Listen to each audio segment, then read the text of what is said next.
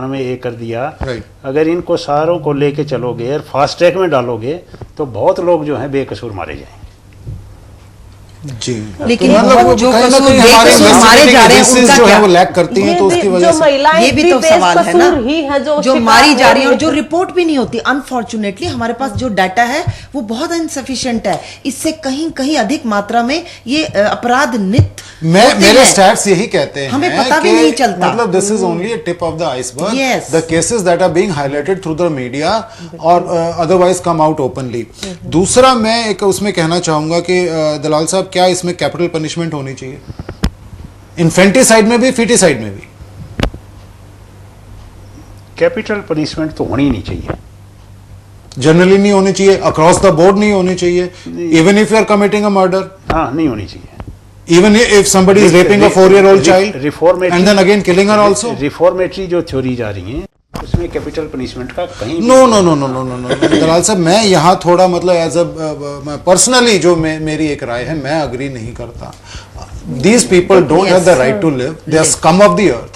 They don't have any place in the society. At the same time, if you keep the experience in center, जी। वो ये बताता है कि जब capital punishment का जहाँ पे आता है तो केस ही रजिस्टर नहीं होते वहाँ पे, तो उसको भी हमें ध्यान में रखना पड़ेगा। और इसमें तो वकील साहब से हम भी सहमति है कि जो rarest of the rare categories हैं उनमें तो कैपिटल पनिशमेंट होना ही चाहिए। जगमती जी, मैं सिर्फ एक बात कहना चाहूंगा कि जिस देश में 95,000, मैं सिर्फ डाउरी डेथ्स की बात कर रहा हूं, जब लड़कियां बड़ी हो जाती हैं ब्याह होने के बाद 95,000, ये डेथ छोड़ो मर्डर्स हैं, they are cold blooded murders definitely.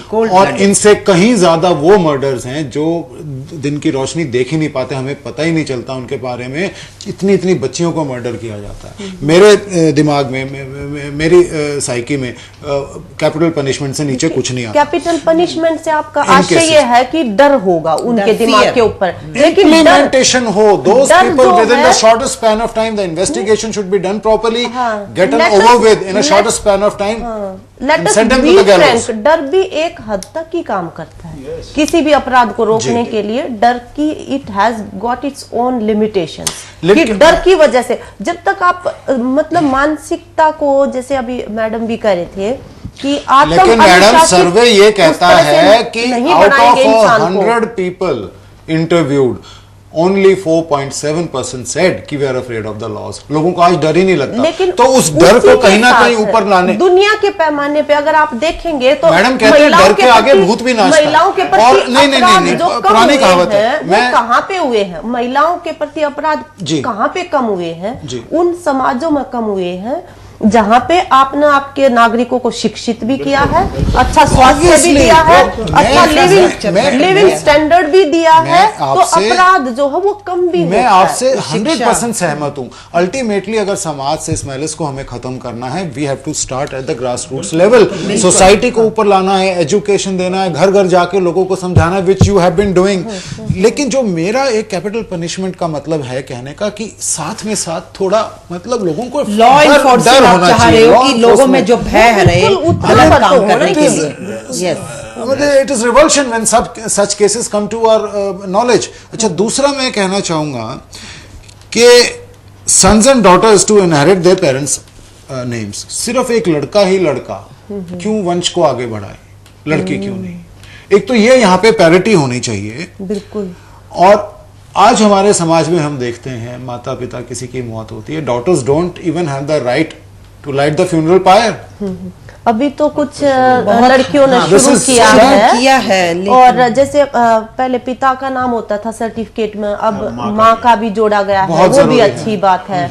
और उसके साथ साथ अभी जैसे काफी सारे जो रीति रिवाज हैं उनको बदलने के लिए मतलब लड़कियां भी और परिवार भी जो है थोड़ी पहल हुई है, आ रहे हैं और उनको हमें रिकॉग्नाइज भी करना चाहिए। जहाँ पे जैसे लड़कियों ने भी कई बार जो दहेज के लिए जो शादी जो दुल्हा जो मांगता था उसको रिजेक्ट किया लड़की ने कि वो शादी नहीं करेगी।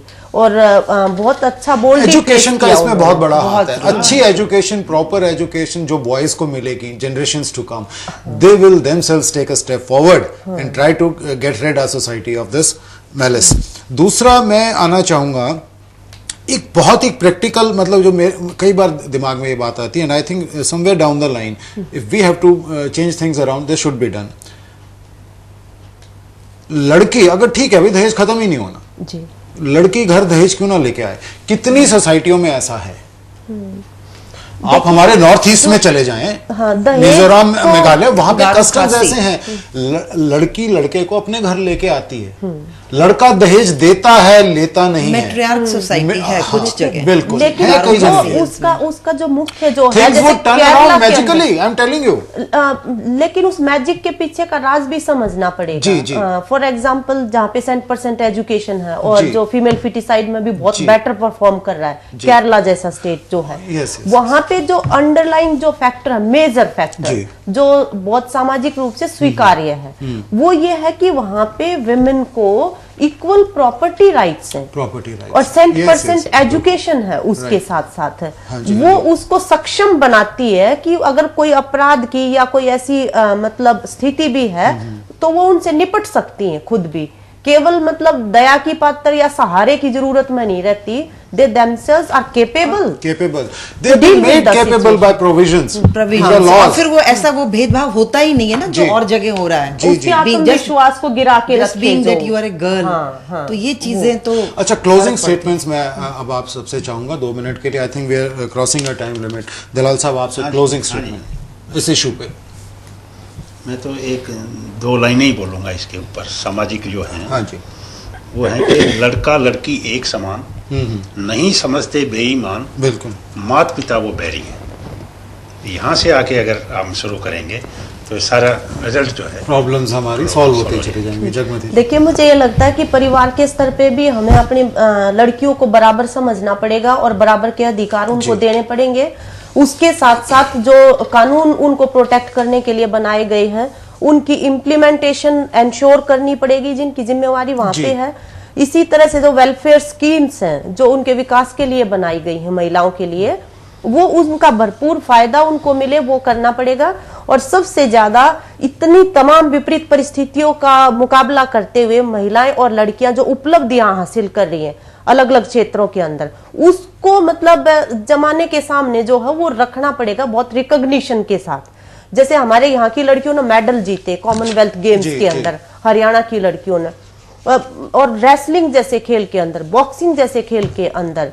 मतलब मुझे ये लगता है कि उन लड़कियों को हमारे समाज में इस तरह से मतलब स्थान दिया जाना चाहिए ताकि हर माँ बाप को लगे हाँ भाई इसी 4-5 लड़की हो जाए तो क्या घाटा का काम है, मतलब उस तरह से। बिल्कुल ठीक, तो वो रिकॉग्निशन भी हो उनके योग। फीलिंग ऑफ प्राइड जो वो जैसे मैडम ने कहा जो लड़कियां इंस्टिल कर सकती हैं। लेकिन मैं ये भी जो दलाल साहब ने बहुत शुरू में किया था कि क्या जो लड़की उपलब्धि ले रही है उसमें उसका पिता का भी योगदान है, उसके भाई का भी योगदान है। तो it has to be holistic approach कि आप सबका उसको, और ये कोई भेदभाव या दुभात वाली बात नहीं, उसको समान अवसर दो और समान रूप से पनपने दो। तभी ये कहीं ऊंच नीच या सुपीरियरिटी या इंफीरियरिटी की बात नहीं आनी चाहिए। हम 2 एक पहिए के वो हैं, 2 पहिए गाड़ी के, और वो समान रूप से चलेंगे तभी समाज का। मेरा ये मानना है ये एक ऐसी गाड़ी है जिसमें कई पहिए हैं, चाहे आप वो सोशल लीडर्स ले लें जैसे जगमती जी हैं, साइकोलॉजिस्ट ले लें जैसे आप हैं who can really change the mindsets, वकील साहब हैं who is fighting I am sure a battle of his own in these cases, media है, डॉक्टर्स हैं, लॉ एनफोर्समेंट एजेंसीज हैं। If we all combine our hands together I think we can really make a difference. Pankaj ji, सारे जो आपने नाम लिए सारे agents हैं सोशल चेंज के, और इन सबको यूनिजन में, यूनिटी में हमें पूरा इन्फोर्स करके और हमें ये बदलाव लाना है, और हम ला भी रहे हैं, धीरे आ रहा है। It is not that situation is totally grim और out of control. We are on the process of transformation, we are bringing change, और आएगा। जो माइंडसेट है समय लगता है बदलने में, लेकिन बदलेगा जरूर। We are not in a position to lose hope. और अपनी closing statement I like to say once again, these cases that are being highlighted are still the tip of the iceberg. There are thousands and thousands of Nehas and thousands of Falaks and our friends who breathe their last without seeing the first light of the day in our hinterlands, somewhere in a dingy dark corner of a house. And believe you me, if today's program has helped change even a few mindsets, I would say we have succeeded to a certain extent. See you in our next program of Issue Tonight. Good night. Goodbye.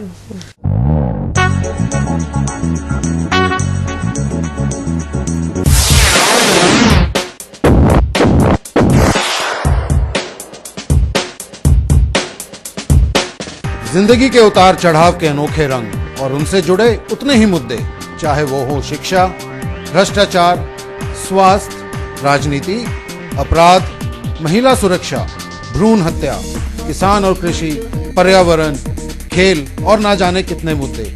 इन सभी और अनेकों मुद्दों पर हम करेंगे परिचर्चा SUN news के खास कार्यक्रम इशू टुनाइट में। Issue tonight at 9 on Saturdays and Sundays, only on SUN news.